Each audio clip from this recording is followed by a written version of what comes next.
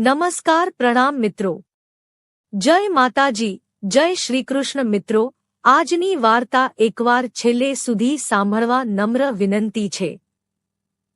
તો ચાલો શરૂ કરીએ આજની વાર્તા। સમય બપોરના 2 વાગ્યા। ફોન રણગે છે। ટ્રીન ટ્રીન। હેલો સામેથી। હેલો કોણ? કેશવભાઈ બોલે છે। હા હું કેશવભાઈ। તમે કોણ? સામેથી હું વિજય બોલું છું। મણિનગર પોલીસ સ્ટેશનથી। એટલું જ સાંભળતા કેશવભાઈ ધ્રુજવા લાગ્યા ને વિચારમાં પડી ગયા।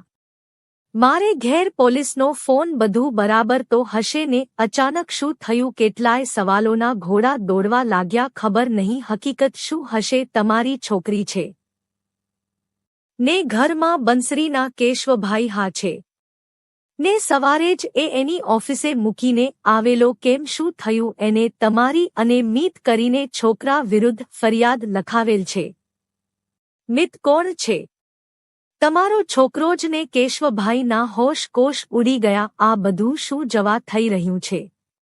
એ કંઈ જ ખબર ના પડી। મારા અને છોકરા વિરુદ્ધ ફરિયાદ? કેશવભાઈ જોવા જાવ તો અર્થ બેભાન જેવા જ થઈ ગયા। જેમ તેમ કરીને ફોનમાં વાત કરીને હા પાડતા કીધું હા મિત મારો જ છોકરો છે। શું ફરિયાદ લખાવેલ છે અમારા વિરુદ્ધ? સામે ફોનમાંથી ફરિયાદ જણાવીને જલ્દીથી પોલીસ સ્ટેશન હાજર થવા જણાવ્યું। કેશવભાઈએ એમના પિતાજી બહુ જ નાની ઉંમરમાં ગુમાવી દીધેલા। એમ કહેવાય ને કે જ્યારે એ સમજતો થયો પિતા શું હોય એ પહેલા જ કુદરત રૂઠીને। એ સમયે કેશવની ઉંમર લગભગ 9 વર્ષ જેવી હશે। હા હસતા રમતા નાના ટાબરિયાને શું ખબર કે હવે પછીના દિવસોમાં શું હશે? પોતાના જ પરિવારનું એક સ્વજન ગુમાવ્યા પછી એના પર શું વીતશે? કેશવના ઘરમાં એના પપ્પા મમ્મી એની મોટી 3 બહેનો ઉંમર 11 થી 15 વર્ષની વચ્ચે અને નાનામાં નાનો એ પરિવારમાં જોવા જઈએ તો 2 કાકા પણ એ બીજા ગામે રહેતા। મામા માસી પણ નજીકના જ ગામોમાં રહેતા। આવો અણબનાવ બનતા કેશોના મમ્મી સાવ ભાંગી પડ્યા ને એના ભાઈથી આ દુઃખ ના જોવાયું। એને બધાને તૈયાર કરીને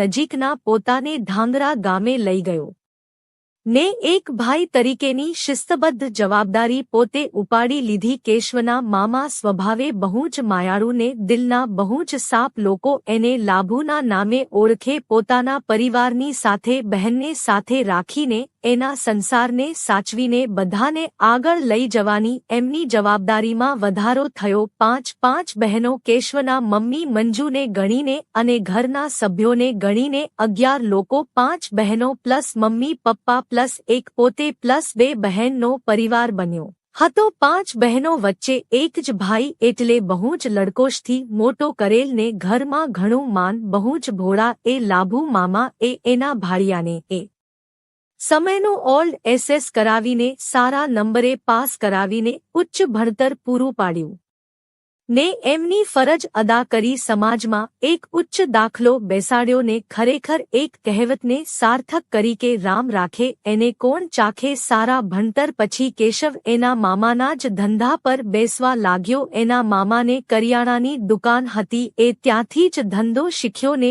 જિંદગીનું પ્રથમ સોપાન સહ કર્યું। મામાનો ધંધો બહુ વિશાળ હતો પણ મામા પહોંચી વળતા નહીં। પણ કેશવે ઠામી જ લીધું હતું કે ધંધો ખૂબ કરવો છે ને આગળ વધવું છે। દિવસ હોય કે રાત કેશવનો ધંધો 16 થી 17 કલાક ચાલતો ને ધંધાને એક અલગ જ ઊંચાઈએ લઈ ગયો।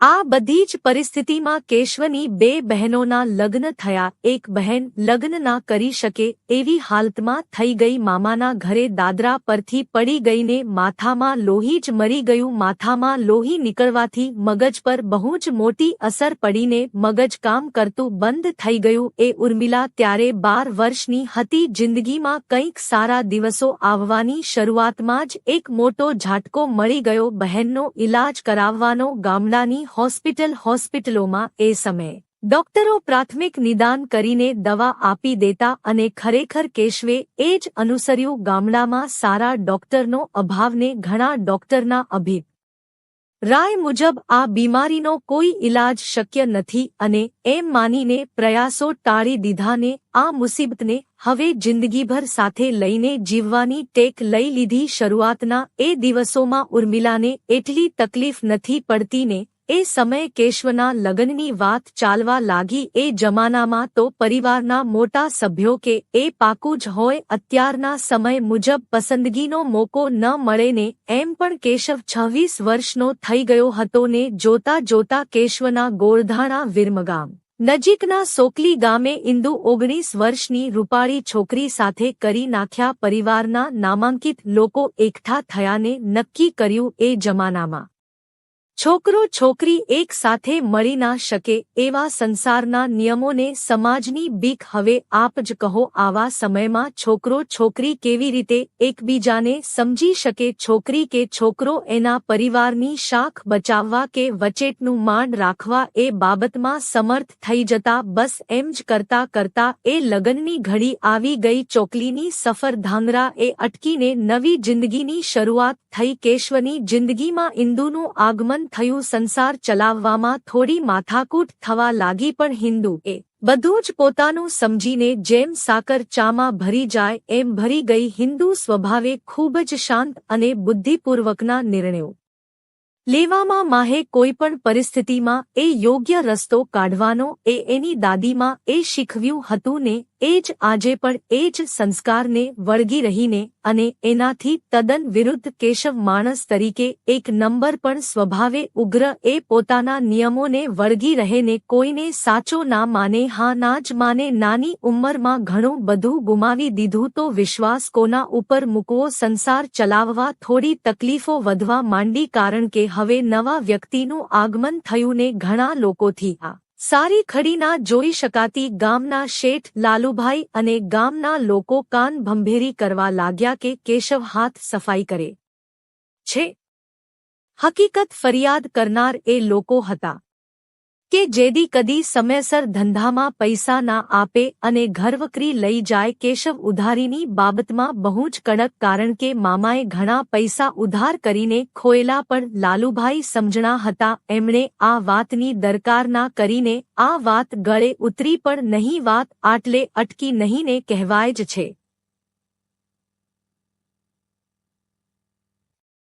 ને કે મળે બે ચોટલાને ભાંગે કોઈના ઓટલા. બસ એ જ સમયમાં કોઈએ આવી વાતો મામાના ઘરમાં ફેલાવીને એવામાં ઘરમાંથી કોઈને આ વાત પસંદ ના આવીને કહેશો ને આ વાતની ગંધ આવી ગઈ. કેશવ આત્મસન્માનની હતો ને સંબંધ ના બગડે એટલે બહુ જ મોટો નિર્ણય લેવા જઈ રહ્યો હતો. તારીખ કદાચ 12 સપ્તમાસ 1988 જ હશે. પરિસ્થિતિ વધુ બગડે એના પહેલા કેશવે મામાને મળીને અલગ રહેવાની જવાની વાત કરી અને યોગ્ય કારણ દર્શાવી. કેશવ એના મામાના ઘરથી અલગ થયો ને હવે પોતાનું ઘર બાંધવા જઈ રહ્યો હતો. પોતાનું સપનાનું પોતાની મહેનતથી. મામા એકના બે ના થયાને ઘણી વિનંતી કરીને આ બધું મન પર ના લેવા જણાવ્યું કારણ કે કેશવનો બહુ જ મોટો ફાળો હતો આ ધંધાને ટકાવી રાખવા. ખરાબ સમયમાં સાથ આપીને પણ કેશવને હવે જાજુ ચાલે એમ ન લાગે અને એને મામાને બંને છોકરાને થોડા દિવસોમાં ધંધાનું જ્ઞાન આપીને સમજ આપીને માફી માંગીને જુદા જવાનો નિર્ણય માન્ય રાખવા સમજાવ્યા અને એક બહુ જ કડક શરત પણ મૂકી કે એ આત્મસન્માન સાથે ને ખાલી ખીચા એ જ જશે. કેશવને હિન્દુએ દિવસો બહુ જ વિકટ હતા. એ જુદાઈના દિવસે જેટલું કોઈ પોતાના છોકરા માટે નહીં રડેલ હોય એટલું મામા એના ભાણિયાને મનાવવા રડેલા. એ બંને ભાઈ પર પણ આ ફાટી પડ્યું કે સગા ભાઈ કરતા પણ વધુ ગણાતા ભાઈ હવે એમની સાથે નહીં રહે ને રામ લખનની જુદાઈ થઈ જશે. બધાની શંકા દૂર કરવાને આત્મસન્માન સભર જીવવા નીકળેલી પડેલ એક કેશવની હવે પોતાની ઓળખ જાતે ઊભી કરવાની હતી. કોઈને ખબર ના પડે એમ એને જીવન સંગીની ઇંજુ મામાના ગામથી 70 કિલોમીટર દૂર અખિયાના ગામે પોતાના બિલકુલ નવા જીવનની શરૂઆત કરવા નિર્ણય લીધો. જેમ ખાલી ખીચું અને ભૂખ માનવીને ઘણું બધું શીખવી જાણે એમ જ કેશવને કોણ પોતાને કોણ પારકા એ બધું પોતાના જીવનમાં પોતાની પરિસ્થિતિથી શીખી લીધું હતું. હવે તો જિંદગી બસ જલારામ બાપાને ભરોસે અખિયાના ગામે એક નાની દુકાન ખોલીને દુકાન શરૂ કરી. દુકાન એમને એમ તો ના ચાલે, માલ સન્માન લાવવો પડે. ક્યાંથી લાવવો? ઘણા બધા સવાર આવવા લાગ્યા પણ કંઈ સૂતું નહીં. અખિયાનાથી માલ સામાન લેવા નજીકની માર્કેટમાં જવું પડતું. એ નજીકની માર્કેટ સુરેન્દ્રનગર હતી. કેશવે ત્યાં જઈને માલ સામાન લઈ આવવાનો નિર્ણય લીધો. એટલા સમયમાં જ ગામનો એક વ્યક્તિ કે જેનો ચહેરો કેશવનો નાનપણનો મિત્ર રાજુ સાથે મળતો આવતો ને ત્યાં ઓળખાણ થઈને દુકાન પર મુલાકાત થઈ. નાનપણમાં રાજુએ કેશવ પાસેથી 10 રૂપિયા લીધેલ પણ એ સમયે રાજુની પરત દેવાની પરિસ્થિતિ નહોતી. પણ આજે એ ભગવાન બનીને કેશવ પાસે આવીને 100 રૂપિયા દીધા. કેશવને 10 રૂપિયા લેવા ઉચિત લાગ્યા પણ બાકીના પૈસા લેવા માટે ના પાડી. પણ રાજુ કેશવના સ્વભાવને સમજી ગયો હતો તો એને સાંજે ત્યાંથી લઈ જશે એમ કરીને ત્યાંથી નીકળી ગયો. કેશવ રાજુનો આભાર માનતો રહ્યો ને હવે થોડો રસ્તો આસાન દેખાવા લાગ્યો. પણ કેશવને ક્યાં ખબર હતી કે આગળની પરિસ્થિતિ શું હશે. કેશવ સુરેન્દ્રનગર ખરીદી કરવા નીકળ્યો. એણે 200 રૂપિયામાં સૌથી વધુ ને સારી કમાણી વાળી જરૂરિયાત વાળી વસ્તુ નક્કી કરી કે જે જલ્દીથી વહેંચાઈ જાય. ત્યાં પહોંચતા જ પહેલા કરિયાણાની વસ્તુ ખરીદીને એક થેલો ભરી લીધો ને અખિયાના આવા રવાનો થયો. આવીને તરત જ માલ સમાન ગોઠવણી કરીને ઓછા નફે જલ્દીથી ધંધો ચાલુ કર્યો. 200 રૂપિયાના 420 કર્યા ને આ ચક્ર ચાલતું જ રહ્યું. હવે ધંધો થોડો સારો ચાલતો હતો તો થોડો વસ્તુમાં વધારો કરવા માટે ધાંગરા જવાનું નક્કી કર્યું અને ત્યાંથી અમુક માલ સામાન લેવા માટે મહેતા માર્કેટમાં જવાની શરૂઆત કરી. ધાંગરામાં પ્રવેશતા જ કેશવ પોતાના સ્વસ્મરણોમાં ખોવાઈ ગયો. એ બાળપણની યાદો, ઉછેર, શાળા, બગીચો, સિનેમા હોલ ને એની નજીક મામાની દુકાન ને એનાથી થોડે આગળ જૂનું બસ સ્ટેશન. મામાની દુકાન પાસેથી નીકળતા કેશવ બહુ જ ભાવુક થઈ ગયો ને અચાનક એને કોઈક છૂટી ગયેલા દર્દનો અહેસાસ થયો. પોતાની માતા અને બહેન આ બધા થી દૂર હતી. 3 મહિના થઈ ગયા એને જોયા વગર. બહુ યાદ આવતી હતી પણ બીજી જ મિનિટે સ્વસ્થ થઈ ગયો ને ધંધાના વિચારમાં ડૂબી ગયો. જાણે એમ લાગતું કે મગજ બહુ ગતિએ આગળ વધે છે, બસ ઊભી છે. કદાચ એના મગજની ઝડપને પહોંચવા હાથ પણ ધીમા પડતા હતા. તે કેટલાય વિચાર કરી લીધા. બસ સ્ટેશન એ ઉતરીને સીધો જ મહેતા માર્કેટ તરફ પ્રયાણ કર્યું ને ચિઠ્ઠી મુજબ વસ્તુની ઝડપથી ખરીદી કરી લીધી. આમ પણ મહેતા માર્કેટમાં કેશવની છાપ બહુ ઊંચી હતી. બધા એને લાભુ મામાનું ભાણિયોના નામથી ઓળખતા હતા પણ હવે એ કેશવના નામથી પોતાની ઓળખાણને સાપ ઊભી કરવા માંગતો હતો. પાછા વખતે મામાનો મેળાપ થયો. એ કેશવ નજર ના મિલાવી શક્યો. મામા તો મામા જોઈને એ મન વાંચવામાં બહુ જ હોશિયાર હતો. મામા એને ઘરે લઈ જવા માટે પ્રયત્ન કર્યો પણ આજે નહીં 2 દિવસ પછી આવીશ એમ કહીને નીકળવાનો પ્રયાસ કર્યો. મામા કેશવ વિશે જાણકારી મેળવવા ઉત્સુક બની ગયા હતા. ક્યાં રહે છે,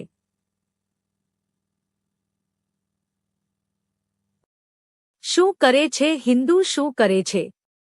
પણ હવે એ 2 દિવસ પછી જ ખબર પડશે કારણ કે કેશવ આજે ઉતાવળમાં હતો.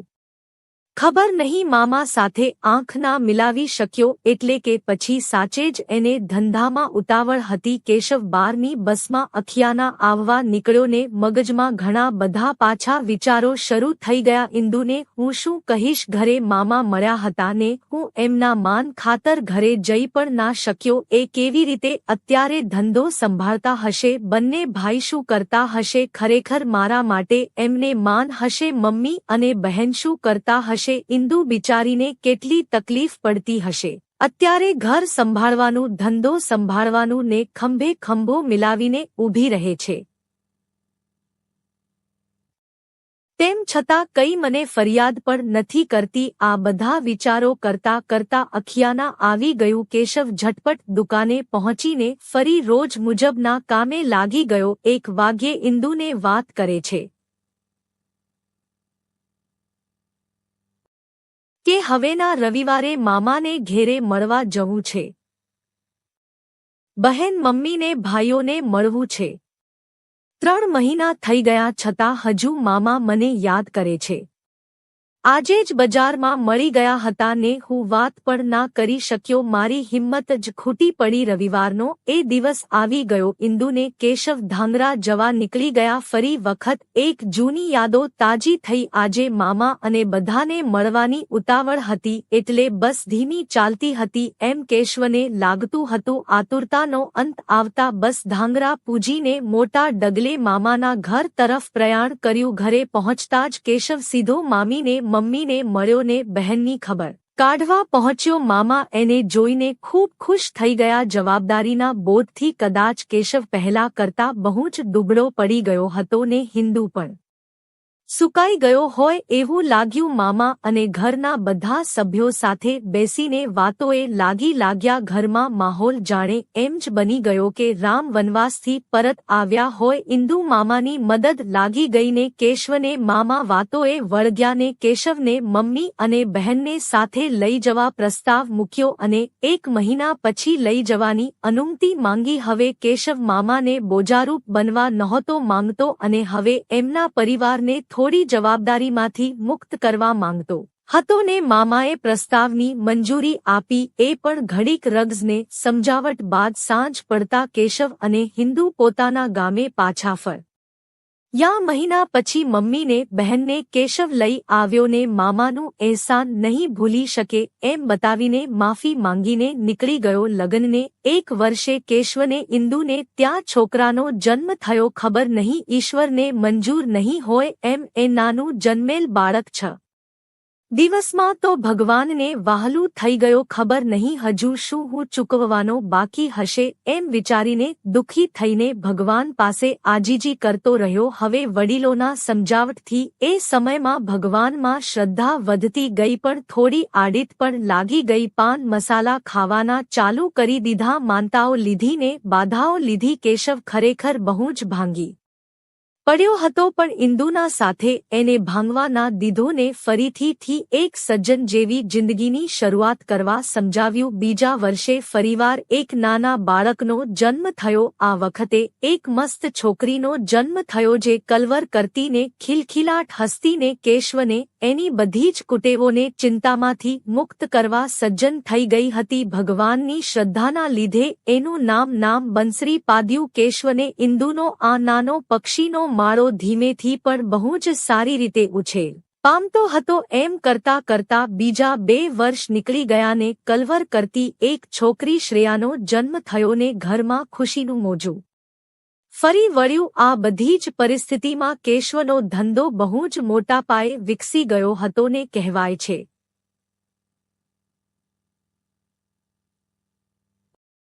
ને કે ગામડામાં નામ થઈ ગયું હતું ને પોતે ભૂખ્યા રહીને પણ બંને દીકરીની સંભાળમાં લાગી જતા. આપણો દેશ એક પુત્ર પ્રાધાન્ય દેશ છે ને એમાં પણ બધા તહેવારને પિતાજી સાથે ખંભેથી ખંભો મિલાવીને ઊભા રહેવા માટે, ઘરની જવાબદારીને ઉપાડવા માટે ને ઘડપણમાં સહારો બનવા માટે બસ હવે એક છોકરાની ઈચ્છા હતી. કેશવને હિન્દુનો સ્વભાવ ખૂબ જ માયાળુ ને લાગણીશીલ હતો. ગામમાં કોઈ પણ સાધુ સંતો આવતા તો એમનો આશ્રય કેશવ હિન્દુના ઘરે જ જોવા મળતું ને સેવા કરવી એ એમનું કર્તવ્ય સમજતા અને પૂરી નિષ્ઠાથી કરતા. એમાં જરા કચાસ ના રાખતા. ભગવાનની દયાને સાધુ સંતોની સેવાના પરિણામથી કેશવને ઇન્દ્રોને ત્યાં પછીના 2 વર્ષમાં એક હસતો રમતો ને ફૂલ જેવો છોકરો મિતનો જન્મ થયો. ઘરમાં ખુશીઓ બમણી થઈ ગઈ. દાદીનો વહાલો ને ફોઈનો લાડલો મિત ધીમે ધીમે મોટો થતો ગયો ને બહુ જ નાની ઉંમરમાં બોલતા ને ચાલતા શીખી ગયો. ગામમાં પણ બધાનો લાડકવાયો બની ગયો ને બધા રમાડવા લઈ જતા અને બહુ જ નાની ઉંમરમાં બધાનું દિલ જીતી લીધું. ઇન્દુ રાજેશનું બહુ જ ધ્યાન રાખતી કારણ કે પહેલો છોકરો ભગવાને લઈ લીધો હતો ને હવે એ નથી ઈચ્છતી કે આવું અનુસ્ય કંઈ પણ થાય. હા થાય જ ને. એક માની મમતાને એક માં સિવાય કોણ સમજી શકે. ઘણી બધી બાધાને તપસ્યાનું ફળ એટલે આ રાજેશ કેલેન્ડર વર્ષ 2000નું વર્ષ હશે ને જોતામાં બાળકો મોટા થઈ જાય છે. વિદ્યાદેવીની પ્રતીતિ કરવા માટે શાળામાં મૂકવામાં આવે છે. એમના જીવન ઘડતર માટે બંસરી, શ્રેયા અને મિત 13 વર્ષ 9 વર્ષને 7 વર્ષના થઈ ગયા હતા. બંસરી અને શ્રેયા તો શાળાએ જતા થઈ ગયા હતા ને મિતને પણ શાળા શરૂ કરાવી દીધી હતી ને આ બાજુ કેશવનો સંસાર બહુ સરસ રીતે ચાલતો હતો. ધંધો, પરિવાર અને સમાજમાં ઇજ્જતદાર પરિવાર બની ગયો હતો. એનું ગર્વ પણ મહેસૂસ કરતા હતા. ઇન્દુનું સ્વપ્ન હતું કે શહેરમાં જઈને પોતાના સંતાનોને સારું શિક્ષણ મળે. ખરેખર કોણ માતા પિતા એમના સંતાનનું ઉજ્જવળ ભવિષ્ય ના છે એ પ્રસ્તાવ એને કેશવ પાસે રાખ્યો ને બહુ જ ઓછો વિચાર કરીને કેશવે એનો અમલ કર્યો. કરવા કહ્યું ને માન્ય રાખ્યું. એ ગામડાની ધરતી અને સફળતાની સીડીઓ ચડીને આવેલા એ જુગલ જોડીએ જિંદગીના ઘણા બધા પડકારો જોયા હતા ને હસતા મોઢે સામનો કરીને આગળ વધેલા હતા. હવે એ પોતાના સપનાને સાકાર કરવા અમદાવાદ તરફ પ્રયાણ કરતા હતા. મામાના આશીર્વાદ લઈને અમદાવાદ રહેવા જવાની મજૂરી લીધી. મામા ભલે એમની સાથે ન હતા રહેતા પણ આજના સમયે પણ એ મામાને પૂછ્યા વગર મોટો નિર્ણય ના લેતા. મામાના એ શબ્દો એને આજે પણ જિંદગીમાં આગળ લઈ ગયા કે તું આગળ વધીએ રાખ, કંઈ પણ જરૂરત પડે તો હું ઊભો છું. તું જરા પણ પાછો ના પડતો ને વિશ્વાસ રાખજે મારામાં. મન મક્કમ કરને જિંદગીના નવા સોપાન કરવા આગળ હતો અમદાવાદ આવવા. ખરેખર ઇન્દુ અને કેશવ રવાના થયા. અજાણ્યા જગ્યામાં જાણકારોની જરૂર હતી ને એવામાં જ ઇન્દુના ભાઈનો ફોન આવે કે કુમાર, મારો ભાઈબંધ અમદાવાદમાં જ છે, હું અમદાવાદ આવવા નીકળું છું ને શાળાની મદદથી અમદાવાદમાં ઘર શોધ્યું ને મકાન ખરીદવાનો નિર્ણય લીધો. એ જમાના 3 લાખ એટલે બહુ મોટી રકમ હતી. ક્યાંથી લાવવી? જેમ તેમ કરીને કેશવે 1.5 લાખ આપ્યા. બાકીની રકમનું ટેન્શન થવા લાગ્યું પણ એ સમયમાં કરેલ બચતો કામ લાગી અને 2 લાખની બચતો કાઢીને મકાન પોતાના નામે કરી લીધું. બધી બચતોથી એક ઘરનું ઘર લઈ લીધું હોવાથી શરૂઆતના દિવસોમાં ખેંચ વધવા લાગી, કારણ કે અચાનકથી વતન છોડીને નવા જ શહેરમાં પ્રયાણ કરવું એ દિવસોમાં સરળ નહોતું ને એ પણ એવી જગ્યાએ કે જ્યાં કોઈ ઓળખાણ જ નહોતી ને ઉપરથી ધંધો શું કરવો ને ક્યાં કરવો એ સૌથી મોટો પ્રશ્ન હતો. કેશવ અને ઇન્દુ એકબીજાને બને એટલો સાથ સહકાર આપવા લાગ્યા અને ઘરે બેસીને ધંધો શરૂ કર્યો. શરૂઆતના એ સમયમાં બહુ જ અઘરો લાગતું એ કામ કેશવના મગજ પર એક નવી પ્રેરણા ઊભી કરી. કેશવને ધીમે ધીમે સમજવા લાગ્યું કે આ શહેરમાં ઘરેથી ધંધો ના થઈ શકે અને ગામડામાં જે રીતે અને વ્યવહાર કરેલ એ મુજબના કરાય. ઉધારી કરીને ધંધો કરવો બહુ જ મુશ્કેલ હતો, કારણ કે આ અજાણ્યા આવડા મોટા શહેરમાં કોઈ જતું રહે તો શોધવું કેવી રીતે? કારણ કે શરૂઆતના મહિનાઓમાં 2 અજાણ્યા પરદેશી વેપારીએ દગો દઈને પૈસા આપ્યા નહીં પણ માલ સમાન વહેંચી નાખ્યો. થોડું સાહસ માંગી લે એવો પ્રશ્ન ઊભો થયો. નક્કી કર્યું કે ઘરની નજીકમાં એક દુકાન લઈ લઈએ, જેથી પરિવારને પણ સમય મળી જ રહેશે અને ધંધો થતો જશે ને પરિવારનો સાથ સહકાર મળતો રહેશે. તેમાં પણ છોકરાઓ નાના હતા એટલે આંખ સામેથી દૂર કરવાનું મંજનામાને ઘરની નજીકમાં દુકાન શોધીને એ પણ ખરીદી લીધી. પૈસા હતા નહીં પણ મામાનો સાથ સહકાર મળ્યો. થોડા ઘણા મામાએ આપ્યા ને થોડી રકમની લોન કરી. કેશવે જિંદગીમાં પહેલી વાર લોન લીધી હતી એટલે એને આ બોજો જેમ બને એમ જલ્દીથી ભરપાઈ કરવાનું ઠામી લીધું હતું. કેશવ સ્વભાવે ખૂબ જ ઉદારને દિલ બહુ જ મોટું એટલે એને જરા પણ દગાખોરી ના કરીને મામાના વગર ખુશીએ એમના નાના છોકરાને દુકાનનો ભાગીદાર બનાવી દીધો. આ જમાનામાં કેશવ જેવો ઉદાર સ્વભાવ એ પણ મિલકત બાબતમાં મળવો ખૂબ જ મુશ્કેલ છે. અને મામાને પછીથી જાણ કરી નામની શેઠ સુધીના ના પાડી હોવા છતાં કેશવે ભાગીદાર બનાવી દેતા મામાને મન એનું ખૂબ જ માન વધી ગયું. ધંધો શરૂ કર્યો. પોતાની આવડતથી મહેનતથી દિવસ રાત એક કરીને ગામડેથી લાવેલ સામાન અહીં કોઈ જ લેતું નહોતું, કારણ કે શહેરીજનોની પસંદગી જ અલગ હતી. ધીમે ધીમે કરીને એનો અભ્યાસ કર્યો અને ધંધો સેટ કર્યો. આમ કરતા કરતા 1 વર્ષ વીતી ગયું. ધીમે ધીમે મોટા થતા છોકરાઓની ભણવાની ચિંતા કેશવને ઇન્દુને કોરી ખાતી હતી ને એમાં પણ શહેરમાં શિક્ષણ બહુ જ મોંઘું હતું ને કેશવ ગમે એટલો ખર્ચો કરીને પોતાના છોકરાઓને પોતાનું અધૂરું સપનું પૂરું કરવા માંગતો હતો. બસ હવે તો એક જ સ્વપ્ન હતું કે બસ તોડીને પણ કે લોન કરીને પણ પોતાના સંતાનોને ભણાવશે. સમય પણ ક્યાં કોઈનું સાંભળે છે, એ તો આવે છે ને જતો પણ રહેશે, પણ સમયની સાથે જ અડીખમ ઊભો રહે છે. એ જ માનવીનું મનોબળ અને સાહસ. ધીમે ધીમે બધી જ વસ્તુઓ તોડીને એને છોકરાના ભવિષ્યમાં ઇન્વેસ્ટમેન્ટ કરવા લાગ્યો. એને કાલની ચિંતા પહેલા સતાવતી હતી, પણ મામાના એ શબ્દો હજુ દિલમાં જ વસેલા હતા, જેથી બહુ ટેન્શન નહોતું થતું. છોકરાઓ પાછળ તનતોડ મહેનત કરવા લાગ્યો. રોજ રાત્રે છોકરાને ભણાવવાનું ને સવારે ધંધો કરવાનો આજ એક ક્રમ બની ગયો હતો. અને ખરેખર આજ મહેનત કેશવને આગળ જતા બહુ જ કામ લાગી. એના ધંધામાં ને છોકરાના ગણતરમાં હર વર્ષે તેના ત્રણેય બાળકો બહુ જ સારા માર્ક સાથે પાસ થવા લાગ્યા ને ખરેખર હવે એને લાગવા લાગ્યું કે મહેનત લેખે લાગી. જોતામાં કેશવની મોટી દીકરી 10મા ધોરણમાં આવીને એ પણ બહુ જ મહેનતથી પાસ થઈને સારા ગ્રેડે ઉતરીને થઈ. હવે જિંદગીનો બહુ જ મોટો નિર્ણય હતો કે કઈ લાઇનમાં જાવું, સાયન્સ, કોમર્સ કે આર્ટ્સ. કેશવ પોતાના બાળકોને ઉચ્ચ શિક્ષણ આપવા હંમેશા તૈયાર રહેતો. એણે દીકરીને પ્રોત્સાહન આપ્યું ને એની લાઇન જાતે નક્કી કરવા કહી. છોકરી પણ બહુ જ હોશિયાર હતી એટલે એણે સાયન્સ લાઇન લેવાનું નક્કી કર્યું અને આગળનું ભણવાનું શરૂ રાખ્યું. 12 ધોરણ સુધી સાયન્સ લઈને આગળ ડોક્ટર બનવું હતું. બંસરી બહુ જ ઉદાર દેખાવડીને મધ્યમ બાંધાની હતી. બહુ જ ભોળો એનો સ્વભાવ. એની જિંદગીને કયા મુકામે લઈ જશે કોને ખબર. એનું પરિવારમાં બહુ જ માન. જાણે જોઈ લો તો રૂપનો અંબાને બહુ જ તદા. એનું શિક્ષણ જે પણ જિંદગીના પ્રોબ્લેમ આવે એને હસતે મોએ સહી જાય ને જેવા બાપના સંસ્કાર એવા જેનામાં દેખાતા. કદી કોઈનું ખરાબ ના વિચારે. એ છોકરી દેશ લેવલની વિવેકાનંદ પરીક્ષામાં પહેલા ક્રમે ઉતરીને થઈ અને એ જમાનામાં વિમાનમાં બેસવું એ એક એનું સપનું બની રહેતું. બેસવાનું તો છોડો, એને નજીકથી જોવું એ પણ એક લ્હાવો બની રહેતો. એ પરીક્ષાથી એને વિમાનમાં બેસીને મુંબઈ સુધી મફતમાં મુસાફરી કરવાનો મોકો મળતો હતો. પણ બીજા નિયમોને લીધે કેશવે આ શોખ પૂરો કરવો ઉચિત ના સમજ્યું કે જ્યાં પોતે કે પરિવારનો કોઈ સભ્ય સાથે ના હોય.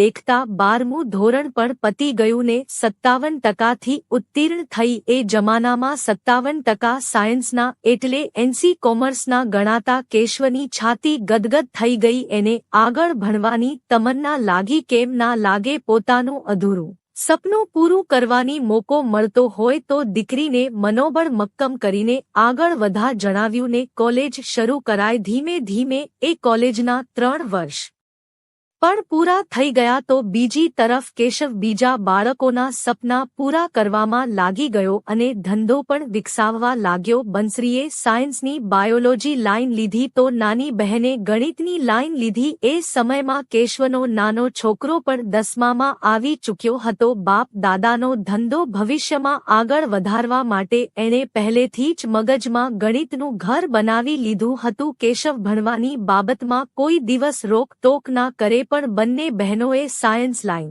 લીધી ને નાનો છોકરો કોમર્સની જીદ લઈને બેઠો હતો. જે કેશવને એમ લાગતું કે પૈસાને લીધે છોકરો પાછળ ના પાડી જાય, કારણ કે સાયન્સ સે ખર્ચો માંગી લે એવી અને અઘરી લાઇન હતી. વળી એનાના શિક્ષકો પણ બહુ મોંઘા હતા. બંસરી ભણતરના આગળના પડાવને ઝીલવા માટે તૈયાર થઈ ગઈ હતી તો બીજી બાજુ એના માટે લગ્નના પ્રસ્તાવ આવવા લાગ્યા હતા. બંસરી 22 વર્ષની થઈ ગઈ હતી ને બધી જ જવાબદારી નિભાવી રહી હતી, જાણે એ ઘરની હોય કે ભણતરની હોય કે પછી મહેમાન સાચવવા માટેની. કારણ કે કેશવનું ઘર અમદાવાદમાં સારા લોકેશન પર હતું કે જ્યાંથી હોસ્પિટલ, શાળા, બસ સ્ટેશન વગેરે નજીક પડતું હતું અને કેશવના દૂર સુધીના પરિવારમાં લોકોને કેશવના ઘરે જાવું ગમતું. કેમ ના ગમે? આવી રાજા મહારાજાને સાચવે એવી એની પ્રગતિ હતી. મહેમાનને સાચવવા માટે પાણી માંગો તો